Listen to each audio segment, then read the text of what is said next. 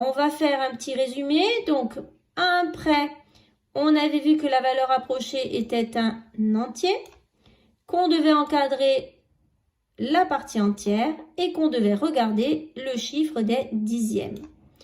Quand on veut la valeur approchée au dixième près, on va trouver un nombre décimal avec un chiffre après la virgule.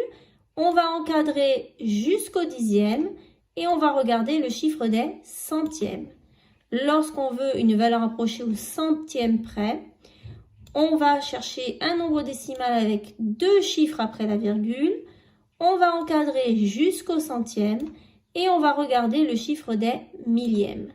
Alors, on va revoir un petit peu quelques exemples. On va revoir la valeur approchée à l'unité près.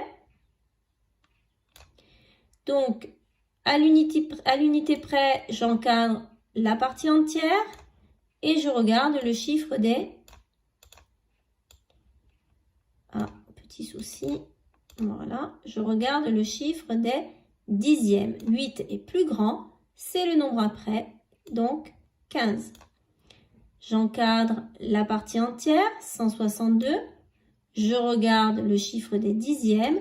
3 est plus petit que 5, donc ma valeur approchée est 162.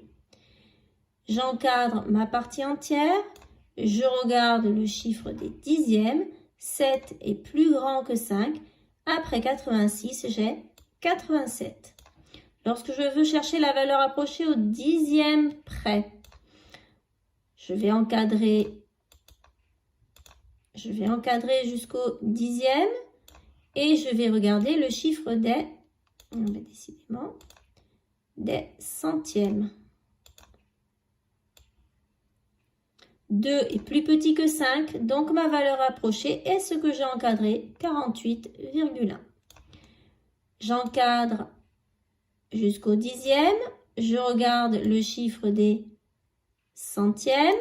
8 est plus grand que 5, donc ça va être le nombre après 9,4, c'est-à-dire 9,5. J'encadre jusqu'au dixième. Je vais regarder le chiffre des centièmes. 4 est plus petit que 5. Donc, ma valeur approchée est ce que j'ai encadré, c'est-à-dire 102,5. Pour la valeur approchée au centième près, je vais encadrer jusqu'au centième et je vais regarder le chiffre des millièmes. 6 est plus grand que 5, donc ma valeur approchée est le nombre après, 7,62, c'est-à-dire 7,63.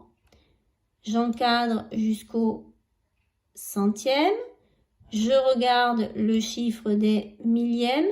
8 est plus grand que 5, donc ma valeur approchée est le nombre après 54,31, c'est-à-dire 54,32.